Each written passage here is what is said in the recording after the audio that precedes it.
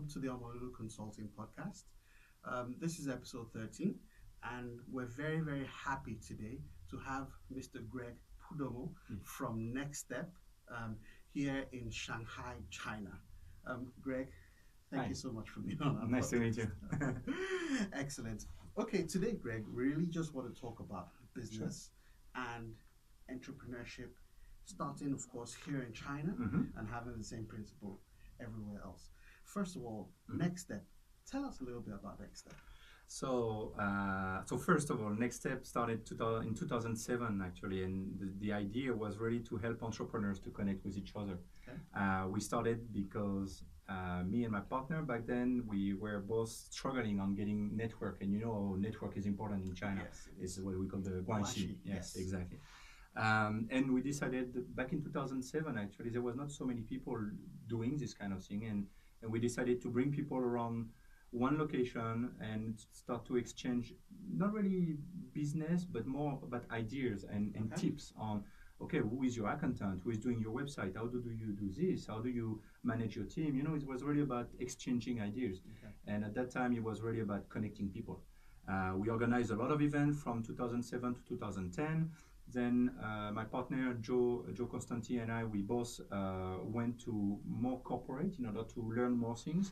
And we decided in 2015 actually to come back to it because we still believe that entrepreneurs are struggling in China to find the right information. But now we decided to become a little bit more on the education side because it's not more about connecting people anymore. It's really about teaching, educating, and bringing workshops on very, very specific topic on hard skills and soft skills to help them get better and learn a few things on doing business in China. I see. Of course, my immediate question as a follow-up to that, follow-up to what you said is, how do you, I mean, you're French, how is it or how does it work for a foreigner working in China to develop and create networking platforms here?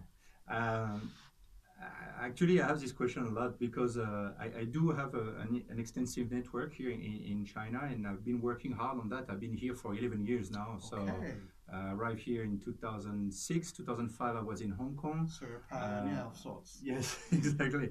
And it's really about, first, it's trying to not exclude any community because when you do something, it's not about being French working with French or being foreigner working with foreigner. It's really about trying to include everybody, not linked to a nationality or a community, but more linked to an industry or some kind of segmentation in terms of business.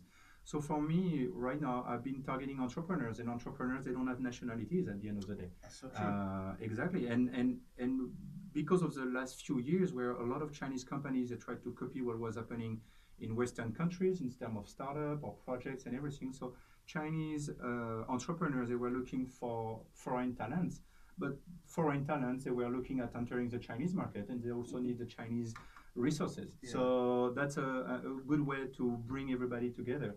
And at the end, my business partner also was American. I'm French. Now I'm working a lot with the African community and also with the Asian community in general. So for me, it was all about bringing a lot of people together. And in terms of network, it's about also sharing and giving a lot. You know what it is, you know, and it's all about first giving, then being able to ask in return. So I've been helping a lot of companies to do business here, helping a lot of entrepreneurs to just go to their immediate next step, let's say. You know, I see. So that's where the name comes from. Yes, exactly. How is, you said something recently. One of the problems that we have observed with many entrepreneurs is always that they think that, you know, they need to have some novel idea or some special idea for them to actually start up. Now, you mentioned really about Chinese companies maybe copying others. So are you saying that this is actually an interesting model that if you want to start up a business, one of the things you probably would need to do is to look for a model that exists somewhere and then start something? I think that's something that we discussed indeed about this earlier, and this is a trend that is happening right now, is that sometimes you don't have to have a disruptive idea, and if it's working somewhere, you can indeed try to apply it to your market and just make it a little bit better in order to satisfy the need of your existing market or potential market at least. And I believe that it's not really about copying, but it's at least to to follow a trend, follow something. So, for example, if you talk about if we talk about technology and digital, and you think about social media, I mean, how much LinkedIn and Facebook have things in common, actually, a lot. It's just the market is targeting another type of crowd, but it's all about posting, sharing some pictures, some. At the end of the day, it's exactly the same thing. Yeah, so really the platform that you use. Exactly. Okay, I mean, tell us some of the trends that you have observed here in China, especially for foreign organizations that want to come into China. That's a good question. I think that one of the trends. So first, there is the digital world and the offline world, and in China, we are still, even though the online business is growing super fast right now, we all have heard about Alibaba, Tencent, and all these guys. Taobao. It's huge, and WeChat is something that is absolutely changing all the rules of the market here in China on the way you do business on a regular basis. So online payment, online booking, from your phone you can pay your electricity bill, pay your freelancers, receive money from your clients. I mean, this is endless. I mean, there is no limit to what you can do with that. Yeah. So you have to create a business that is taking advantage of all of this. But I think that in China, in terms of trends, it's an old trend, but about import, export, there is a big demand on the Chinese market. I think that before China, for the past 10 years that I've been here, China was really about manufacturing, producing, and exporting. Yeah. But more and more, China is looking for better products. The market, I mean, at least the consumers are getting more and more having sophisticated. Yes, they have more money as well. Yes. So they want better products, especially in the food industry, for example. So they are looking to have better product coming from Europe, from South America, from the US, from Africa, everywhere, because they have the money to hit better product. Yeah. And this is a trend that is not stopping. I think that China will. In some areas is already not producing enough for themselves, so they have to find the resources to feed all these people. Food industry is one of the big things.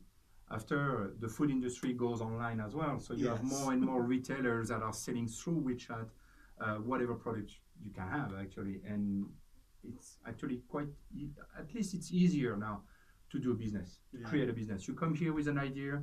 I think the barrier entry of doing a business here in China is lower.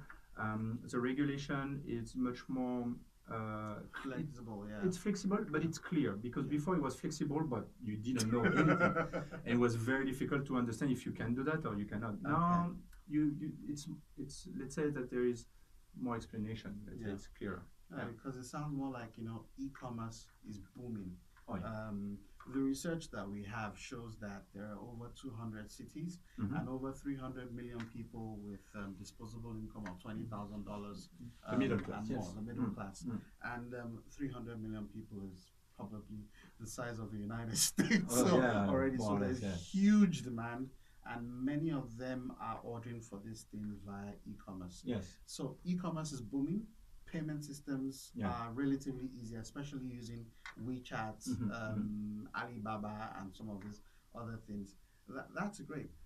So again, you already described for us how people who are coming in here can grow. You told us the trends and all. What other thing do you think people need to know, especially as regards networking and connecting people together? I think that there is still a very big gap between the different, let's say, between the foreigners and Chinese local people. There is a gap in terms of culture, obviously. Language is absolutely also complicated. You have to, I think there is no other way now. If you are an entrepreneur and you are bootstrapping as much as possible, whatever business you are launching, I mean, having some basic Mandarin is a must, because otherwise, an assistant now in China is getting more and more expensive. So if you need just a random assistant or a freshly graduated student that can speak your language, or English at least, just to do, this kind of letter or receive the bills or doing some payment, I mean, this is something that you can save. It's a cost that is getting more and more important. So I would say that there is this gap that is still complicated also in terms of networking, because at the end of the day, in order to trust people to do business with, you need to be able to understand each other. And if you are looking for investment, if you want to do a joint venture with a Chinese partner, that is sometimes the key to the success of your business is depending on what you do, you will need a Chinese partner to open doors, to reach out to a different kind of market, and also simply to get out of Shanghai, because Shanghai is not the whole China. The 300 million people you were talking about, I mean, they're spread across about 200 cities. Exactly. So you need help for this. It's very complicated. And the same thing is that if you don't speak the same language, at least, how are you going to trust each other? How are you going to create the relationship that will make it possible to say, okay, I'm going to give you money and you're going to help me opening doors, or you're going to give me your business and I'm going to help you opening doors. Very complicated. I see. Well, I guess both of you go get drunk. This is the way that Chinese do it, and French do it as well. Anyways, wonderful speaking with you once again, Greg. Thank you very much so much. Thank you. Nice.